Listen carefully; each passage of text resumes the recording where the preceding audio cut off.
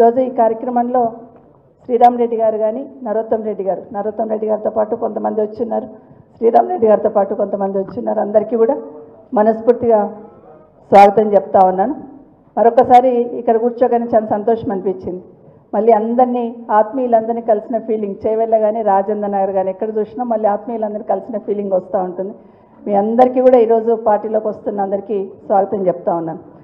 శ్రీరామ్ రెడ్డి గారు రాగానే అడిగాను నేను, నారాయణ రెడ్డి అన్న ఎట్లా ఉన్నాడు అంటే, ఒక బాధ్యత అప్పచెప్తే ఎట్లా పనిచేస్తారనే దానికి వాళ్ళ కుటుంబం ఉదాహరణ. శ్రీరామ్ రెడ్డి గారు పార్టీ అధ్యక్షులుగా పనిచేస్తారు, నారాయణ రెడ్డి అన్న కూడా పార్టీ అధ్యక్షులుగా పనిచేస్తున్నారు. అట్లాగే నరోత్తం చూడగానే రామకృష్ణ అన్న గుర్తుకొస్తూ ఉంటారు. అట్లాగే ఇప్పుడు అనంతరెడ్డి గారు చెప్పినట్టు ఇందిరారెడ్డి గారు ఉన్నప్పటి నుండి 1981 నుండి అనుకుంటా 81 నుండి అన్ని కుటుంబాలందరూ కూడా ఇక్కడ ఎక్స్ఎంపీపీలు ఉన్నారు, శ్రీహరి గారు ఉన్నారు, అందరు ఉన్నారు, నరసింహారెడ్డి గారు ఉన్నారు, సుభాష్ ఉన్నారు, అందరూ పేరు పేరున చెప్తే ఒక 100 మంది పేర్లు ఇక్కడ చెప్పొచ్చు. సో అందరు ఉన్నారు. అందరికీ కూడా అందరి బాధ్యత కూడా ఈరోజు ముందు మనకు కనిపిస్తుంది ఏంటంటే, భవిష్యత్తులో ఈ రాష్ట్రం బాగుపడాలంటే కేసీఆర్ గారు మళ్ళీ రావాలనేది ప్రతి ఒక్కరికి కనిపిస్తున్న అంశం. పైన కేసీఆర్ గారు రావాలని ఎట్లా కోరుకుంటున్నారో, కింద సామాన్యులు కూడా గులాబీ కండ ఎవరి మెడలు ఉందో వాళ్ళ దగ్గరికి వెళ్దాం, మాకు భరోసా వస్తుందనే నమ్మకం ఈరోజు కింద ప్రజలంతా కనిపిస్తూ ఉన్న సందర్భం మనం చూస్తూ ఉన్నాం. సో ఇవన్నీ నెమరు వేసుకున్న సందర్భంలో ఇప్పుడు ఒక్కసారి ఆ ఫోటో చూస్తే, రేవంత్ రెడ్డి గారు వచ్చినప్పుడు ఏం చెప్పారు, కేసీఆర్ నిశానా జరిపేస్తానని అన్నాడు. అందులో ఒక్క నిశానా జరపగలుగుతాడా? ఒక్క నిశానా, వేరే ఏమొద్దు, ఉన్న దాంట్లో ఒక్క నిశానా జరపగలుగుతాడో చూడాలి.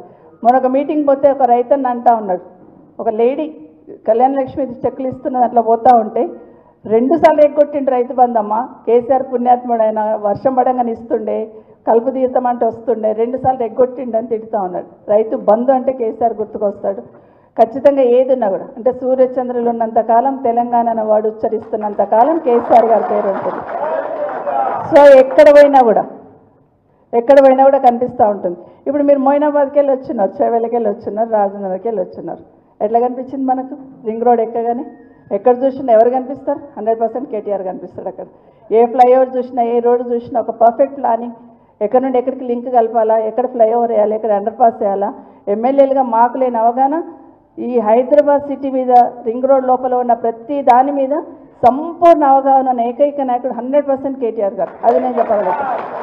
నేను అసలు షాక్ అయిపోయాను. ఒక రోడ్ ఫౌండేషన్ ఎన్నికే తీసుకెళ్లారు. ఒకసారి తీసుకెళ్ళినప్పుడు ఈ రోడ్ ఎక్కడికి పోతుంది తెలుసా అని అడిగారు. ఎక్కడికి పోతారంటే మణికొండకు పోతుంది అన్నాడు. ఆ కొండల గుట్టలకి వెళ్ళి మణికొండకి ఎందుకు తీసుకెళ్తుందంటే, ఈ లింక్ రోడ్ తీసుకొస్తే ఇంకా డెవలప్మెంట్ అవుతుంది, దగ్గర అవుతుంది అక్క అని చెప్పినప్పుడు నిజంగా షాక్ అయిపోయినా ఆ కొండల గుట్టలు.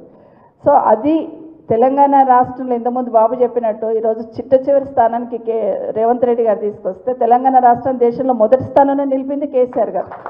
అది చాలా గర్వంగా చెప్పుకున్నాం మనం. మేమున్న మొదటి స్థానంలో అని చెప్పుకున్నాం.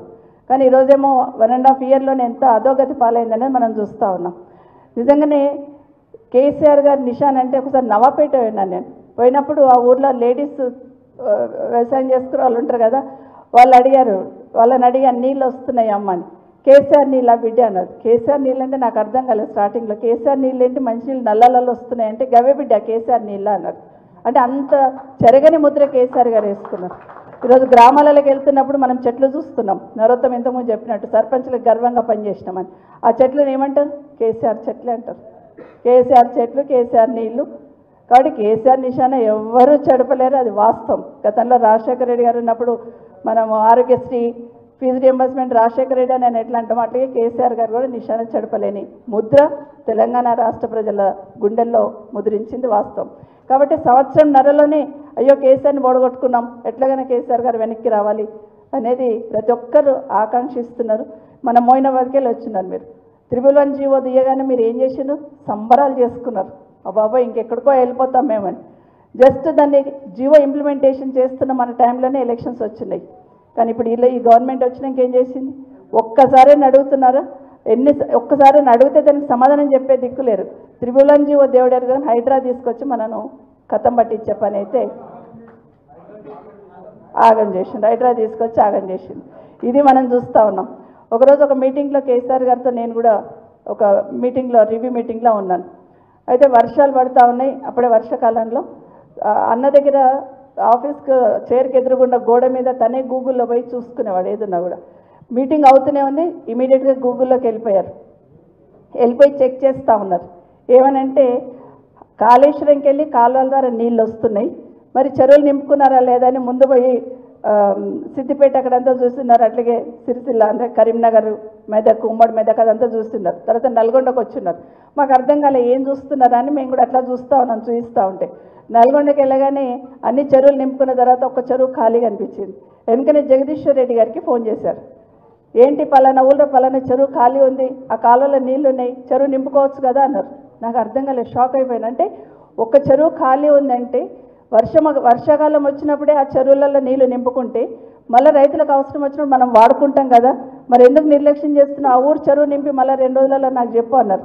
ఒక్క నిమిషం షాక్ అయిపోయినాను. అంటే అంత డెప్త్లో పోయి ఆలోచించున్నారు. అంటే రైతన్నకి ఇబ్బంది ఉండొద్దు, రాష్ట్రం కరువుల పాలు కావద్దు, కరువుల కాటకాలు రావద్దు అనే ఆలోచనతో ఫోన్ పెట్టేసిన తర్వాత నేను అడిగాను అన్నకి, అన్న నాకు కొంచెం బాధ వేస్తుంది అన్న. ఎందుకమ్మా అన్నారు.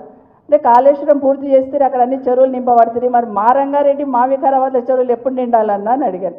అంటే ఒక్క మాట అన్నారు, నిజమేనమ్మా తెలంగాణ రాష్ట్రం రావాలనుకున్నప్పుడు కాళేశ్వరం పూర్తి చేసి అక్కడ అన్ని కూడా నీళ్ళు ఇస్తున్న సందర్భంలో పాలమూరు రంగారెడ్డి పూర్తి చేసి కూడా ఇక్కడున్న వాళ్ళు కూడా నీళ్ళు ఇస్తే రాష్ట్రంలో ఉన్న ప్రతి రైతన్నకు నీళ్ళు ఇచ్చాననే తృప్తి నాకు ఉంటుందమ్మా, ఒక్క కోరిక నాదే అన్నారు. అంత గొప్పగా చెప్పారు కేసీఆర్ గారు.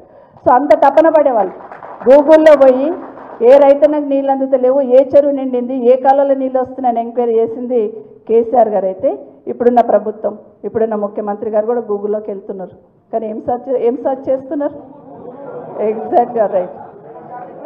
మామిడిపల్లిలో భూములు ఖాళీ ఉన్నాయా, కందుకూరులో భూములు ఖాళీ ఉన్నాయా, ఉప్పాలగూడలో భూములు ఖాళీ ఉన్నాయా, ఎక్కడెక్కడ భూములు ఖాళీ ఉన్నాయి, ఎక్కడెక్కడ ఇమీడియట్గా తీసుకోవచ్చు, ఎక్కడెక్కడ అమ్ముకోవచ్చు, అవకాశం ఉంటే ఎక్కడెక్కడ మనం రాసుకోవచ్చు. ఇది ఇప్పుడున్న ప్రభుత్వం చూస్తూ ఉన్నారు. కాబట్టి ఆ ప్రభుత్వానికి ఈ ప్రభుత్వానికి తేడా. ఇక్కడ రైతన్న చేస్తారంటే వాళ్ళకు పట్టదు. నిన్న మనం ఒక ఫోటో చూసినాం, గుండె తరుక్కుపోతుంటుంది.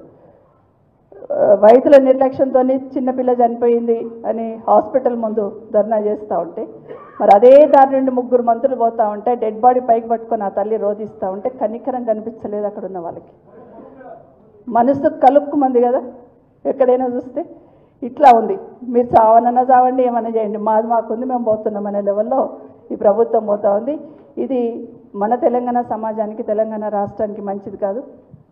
2014 కన్నా ముందు తెలంగాణ సమాజం అంతా ఏ విధంగా తెలంగాణ రావాలని కోరుకున్నారో, మరొక్కసారి తెలంగాణ సమాజం, తెలంగాణ రాష్ట్రం బాగుపడాలంటే కేసీఆర్ రావాలని ఆరాటం ఈరోజు అందరిలో చూస్తూ ఉన్నాం. కాబట్టి 27 నాడు జరుగుతున్న కార్యక్రమానికి మన 20 సంవత్సరాలు పూర్తి చేసుకొని కేసీఆర్ గారు 24 పూర్తి చేసుకొని 25లో అడుగు పెడుతున్న సందర్భంలో మనం అందరం కూడా వెళ్దాం. ఆ కార్యక్రమానికి వెళ్ళి ఖచ్చితంగా ఈ రాష్ట్ర ప్రజలకు భరోసా కల్పించడానికి మాత్రం ఆ మీటింగ్కి వెళ్ళాల్సిన అవసరం ఉందని మరొకసారి మీకు అందరికీ కూడా తెలియజేస్తూ, వచ్చిన అందరికీ కూడా మనస్ఫూర్తిగా స్వాగతం చెప్తూ, జై తెలంగాణ, జై కేసీఆర్.